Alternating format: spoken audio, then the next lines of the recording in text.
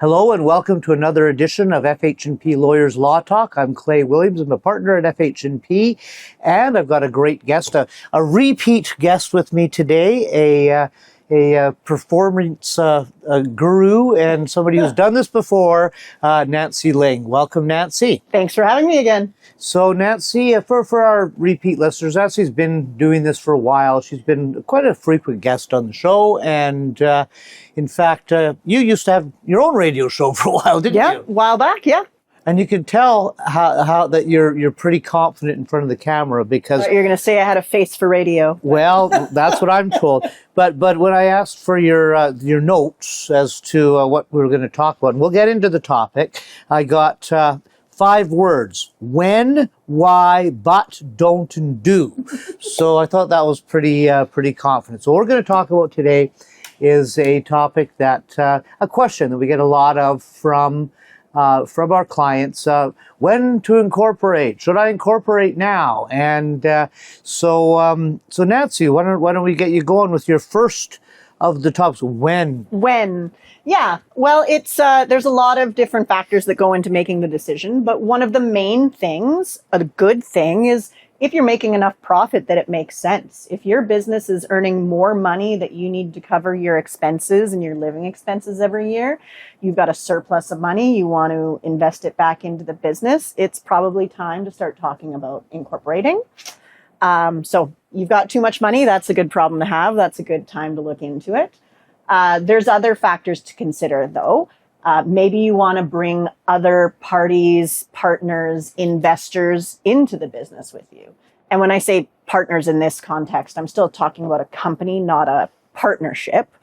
But maybe you want to bring in some of your employees, give them a little skin in the game, give them some shares, some stock options. Maybe you have a true founding business partner with you that you want to bring in and you want to formalize the arrangement.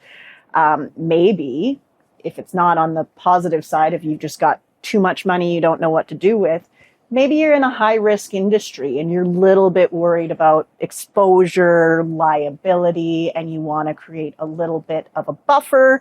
You want a little bit of protection from risk and liability. So that might be a good time to consider incorporating as well. Yeah, I always told my clients, if you've got, if there's money, it's probably a good time to look into that because there are still some tax advantages to incorporating. And so that's always good to look at. And liability, liability is, and I think you're going to talk a little bit in one of your 5-word headings here about how that's been eroded. But liability has historically been one of the reasons to incorporate, and because an incorporation is an artificial legal entity, and it's the corporation that takes the contract. It's the corporation that presumably takes the lawsuits. The company is a separate person. It becomes its own taxpayer. If a customer is dealing with the company and they have an issue with the company, their remedies, their recourses are with the company. And you yourself as a personal individual or even as a shareholder, you're not necessarily liable for the actions of the company. It's a little bit different for directors. If you are the directing mind of the company and you're going off script, you're committing fraud and all these crimes, that's not going to insulate you from too many things. But you're not going to do that. Our listeners, our clients, that's not exactly. A consideration. So, but one of the things I wanted to talk about too is with respect to the liability is a very common, a very common structure that I see is actually 2 companies. Yeah. And that gives you an additional buffer of liability. Yeah. So again, the problem with having too much money, if you're making a lot of profit and you're leaving all of that money in your operating company and something goes wrong, we don't have control over all the outside factors, and maybe your company is opened up to a lawsuit. If that company is sitting on $1 million cash and they sue you for $1 million cash, that company's got to pay $1 million cash if it's a successful lawsuit. Oh, sure. There's lots of companies that keep the operator quite lean and everything's into the holdco. So that's one of the things. Now, what about privacy? Privacy, I think, used to be bigger than it is but because of some of the more recent things that have happened, it's less. But they're still there. Yeah, there were a lot of people that, obviously, as you still should, you're going to spend some time and thought into creating your image, your brand, your name, and all of that. But they wanted that brand and the company to be the forefront in the public eye, and people wouldn't necessarily know who the shareholders, who the directors and officers are. We do have a corporate registry where it's public filings who the directors of a company are. Directors and officers. Directors and officers, if you have officers. Yeah. Your shareholders are or were private before. That used to be a great benefit of a corporation. We called it the corporate veil. Our current government is very concerned about the transactions that happen in the shadows and how they're affecting our land title market and our business market. And so they've created all these transparency obligations. So there are now requirements on the corporate end and on real estate end to disclose your shareholders now. So, but to everybody?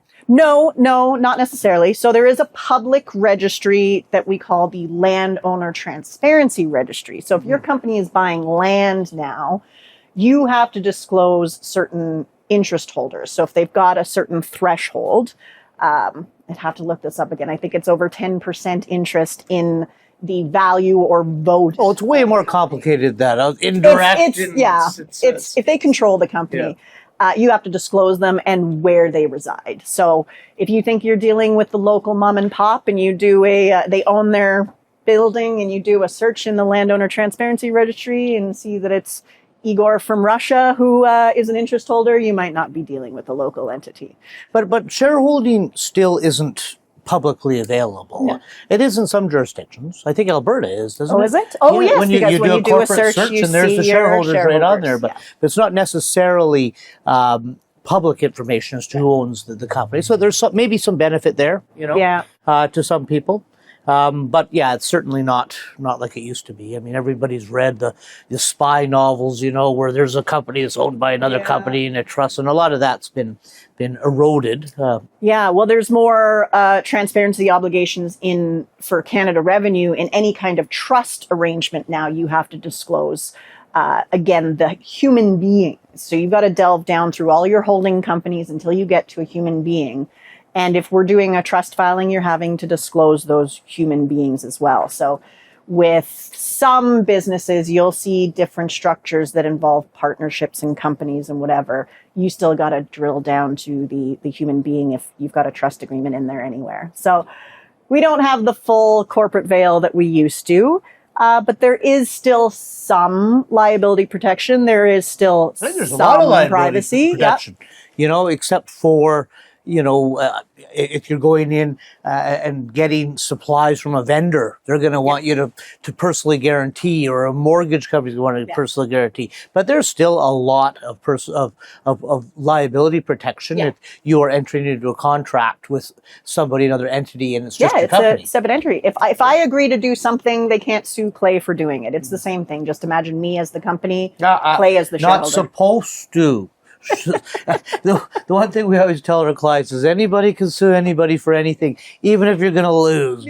But it gives you a good defense for sure. Yeah, exactly. We've had luck before when they named the individual human client in a lawsuit that should have named the company, and there's no good reason to attach the human, and we get the human taken off the lawsuit. It takes a little bit of effort. See it all the time, but usually you'd be successful there. So. Anything else we got? Tax on the liability. Yeah. A lot of times it's the accountant that's reaching out to me saying, I've told my client we just did the financial year end. It's time for them to incorporate. So a lot of it is a financial decision, but sometimes it's a good decision from the get-go. If you know you're going to start groundbreaking business, you want to bring in a lot of investors at the ground floor, you want to have different classes of shares for different investors, and you're going to build up your empire and you need to start your branding on day one, we might want to talk about incorporating on day one. So if you've got that golden idea, you'll want to call us to incorporate. Yeah, well, incorporating almost seems to imply the idea of being associated with other people. You know? And that's, I think it's a great structure. It's been around forever. It's almost something that is expected in the business world nowadays, you know, and and it's cheaper, you know. Every now and then we end up doing kind of these more exotic partnerships and those type of things, but you do less of them. So I find them there can be a little more expensive. A lot of flexibility with a company. Yeah. And again, we covered multiple reasons. Too much money, you've got that brilliant idea, you want to protect yourself from risk.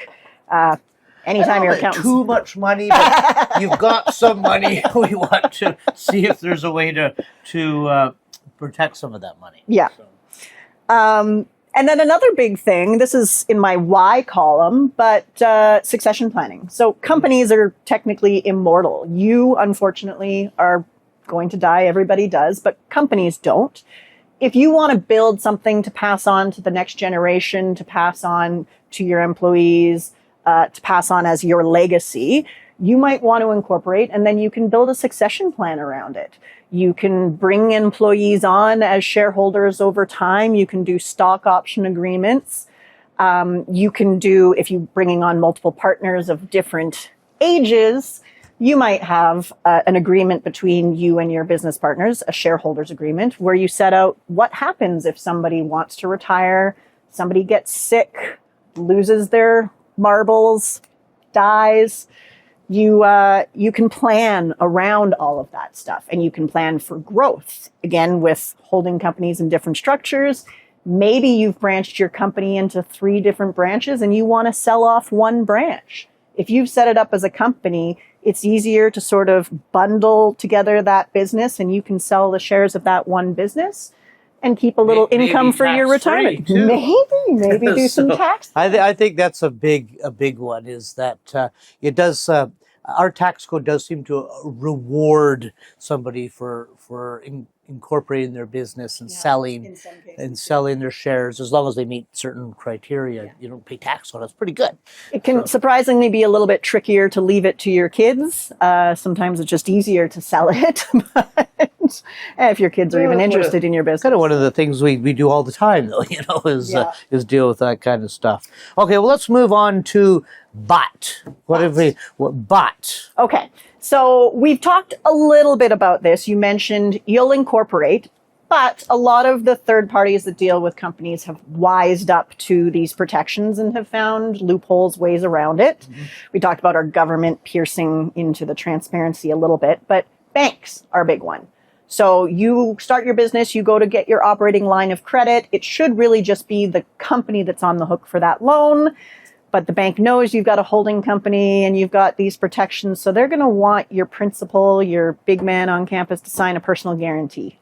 So that if the company is saying, I don't have enough money in the company to pay back this loan, they're going to go after whoever does have the money. So if you as a human sign a personal guarantee for your company, then you've also agreed to be responsible for the loan as well as the company. And they don't have to exhaust their recourses against the company before they go to collect from you. Yeah, it's not an old-fashioned guarantee. It's more of a covenant now. So they're pretty smart in their wording. They've done it for a long time. Yeah, so most banks, especially if it's a startup, you're brand new, you don't have a long history of financial records, they're going to want a personal guarantee. And especially if they see your financial records, you know, you're making billions of dollars a year, but there's only 20 grand in the bank for some reason, they're going to want a personal guarantee as well. Leases, so especially when you're new. Yeah. Same thing. Your company goes to lease a space. They've got a shell company that wants to be the tenant. The landlords, the sophisticated landlords, are going to ask for an individual, a human, to guarantee the lease. So again, that is part of the but. Yes, the company gives you protection, but your banks, your landlords are going to go around that company and still ask for you to back up the company with a personal guarantee. The other part is we talked about it being its own entity. It's its own taxpayer. You're going to have to file taxes every year. And if you've got a complex structure, you're usually going to have to hire an accountant to file those taxes. So there's professional fees. As I'm going to say, you should be hiring a lawyer to help you with all the proper corporate filings. So you're going to pay professional fees, lawyers' fees, and accounting fees each year. So you're maintaining a separate entity. There's going to be additional costs for that. So that's something to consider. And then when we talk about protection from liability, professionals don't necessarily benefit from that. So as a doctor, as a lawyer, you're not going to get around professional negligence by saying, it wasn't me that cut off the wrong leg, it was my medical corporation. So you're not necessarily going to be protected in all scenarios if you are a professional, because that always lands back on the individual. So yeah, it gives you protection, but there's some ways that you yourself can voluntarily give up that protection because you need something in exchange. So you need that loan, you need that lease. You're going to have to voluntarily agree to back up the company, put your own money on the line. You know, I think we've incorporated personally, and you know, at first there's a big learning experience for those people that are listening, but at the end of the day, it does seem to smooth out things. It smooths out your income. You know, you can pay yourself as an employee, you can pay yourself dividends, and you can leave some money in for the hard times, or you know, for tax planning, or you know, planning down the road. So, but I just paid FH&P for my annual maintenance for my company, so I've got some additional costs, and I pay my accountants to file the tax return every year. No, well, that's the downside. That's the but. Yeah, and I think we actually we have to pay the entire CPP if we're the employee of our own company too. Right. So there's some other things as well. But as a whole, I found it to be a positive experience. So. Exactly. Okay, well, let's move on to don't. So in this age of AI, all the information is at your fingertips. There are so many websites and tools out there that tell you that you can self-incorporate, you can set it up by yourself. My big thing would be to say, don't. I've never seen it done properly by software or AI that wasn't used with the advice of a professional. There's a lot that goes into it. It may seem simple, even if you're just setting up a company for you and your spouse or you and your one business partner. You've got to do all of the paperwork and steps that you would if you had a company with 1,000 shareholders. Well, just let me break in there, because you actually don't to incorporate. And, you know, we do something called the post-incorporation. Yes. But you can just go online and incorporate. Yeah. And what I tell people when they come to see me, I say, well, you can do that, but we're going to get you at some point. You know, lawyers are going to get you in the beginning, or when something happens and you're bringing on a partner, you're buying land, or you're going to the bank, you're going to have to come back, or you're going to have to do it all anyway. Yeah, because what I see most people do is, if they reserve a name, great, that's an extra step. They reserve their name and then they fill out the form to incorporate. They usually forget to issue any shares. Yeah, I've never seen a person do it other. They go around and say, well, I own all of the shares in the company. They've got no proof. They never issued any shares. They don't have a record of the shareholders, the Central Security Register. They don't have the document where they actually asked for the shares, the subscription agreement, and they don't have the director of the company approving the issuance of the shares from Treasury. They don't have any evidence of how much they paid for that share, 1 cent per share or $1 per share. Mm-hmm. They don't have any evidence that they actually paid the company the money for the share. And that's just step one, issuing a share. So, oh, I know. I've had so many people come into the office with a shareholders dispute. They have a business partner and they're several years down the line and they've spent a lot of money in getting this business up and running. If they have a premises, a restaurant, they've spent money on fixturing and renovations. They've spent money on names and brands and business cards and signs and T-shirts. And then they have a fight over how to split the profits. And they say, well, we're 50-50. And he said, no, well, I put more money in, so I own 70%. And no, I own 99%. They can't prove it because they never issued shares. They were making assumptions. There's nothing in writing to prove who owns this. I thought I was a director. We see that almost every day. I mean, so don't do that. It doesn't really cost much from the lawyer's perspective to incorporate. Come to us. And then when you do eventually go to get a loan, or you make this big deal and you've got an investor, you made it on Dragon's Den, I don't know. You've got a big deal and they want to start doing due diligence on your company and they start asking for documents that don't exist. Yeah. They want to look at your corporate records. They want to see who your register of directors is. They want to see your register of shareholders, your transparency directory.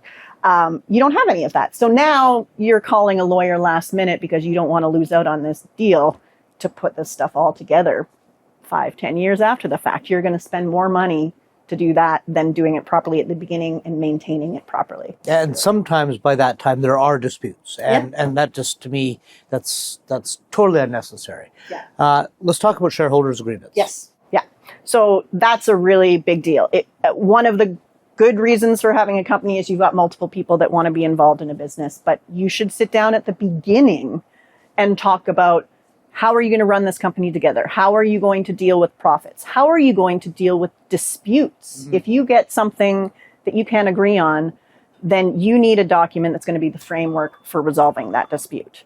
So what I always tell my clients is, ideally, we're going to spend the time to think through this at the beginning. And inevitably, I ask questions when drafting a shareholders agreement that the client has never thought of. Oh, what happens if your business partner dies? Do you want the shares to go to his not so bright child and now you're in business with the kid? Do you want to be in business with his spouse? Those are important things to consider. Bankruptcy trustee, What happens if they end up on medical disability for 1 month, 6 months, a year? What if they quit? Do you have to keep giving them dividends? And can they set up shop in the same business across the street? Can they take the client list with them when they go and start calling the clients the next day? These are all things that we talk through at the beginning. We put it in the document. And what I always say is, if things are going well and a problem comes up, you're going to sit down with your business partner and you're going to fix it and hash it out. We're hopefully only digging up the shareholders agreement if things have gone really sideways. Or worst case scenario, your business partner has died and now you're dealing with a family member or a spouse that you can't stand. They're unreasonable. Agree when you're getting along for when you're not getting along. Really, if you've ever played really important. a game or a sport and people don't agree on the rules at the outset, they can devolve really quickly, especially in a competitive sphere. Do you have anything to say? Because we're just about out of time. Let's see. Oh, the other part is basically a good thing with a company is branding, picking a name. So using experts at the beginning, making sure you're picking the right brand and the right name. You don't want to spend all the time to build up your business. And then 6 months later, you're getting a demand letter from Microsoft saying you can't use Microsoft as your name, or Disney or whoever. It can be smaller, but there's some things to think up when you set up your company, when you pick a name, when you start putting together all of your business cards and legal documents. You want to do it right before you spend all that money. Yeah, absolutely. Nancy, thanks for being on the show again, and I'm sure we'll have you on the show again down the road. But for now, let's end it at that. And so if you like Law Talks, you can see us on Spotify. You can see us on Apple, and now, I think, YouTube, and all on Rogers TV. So please do like us, subscribe to us, and we'll see you next time.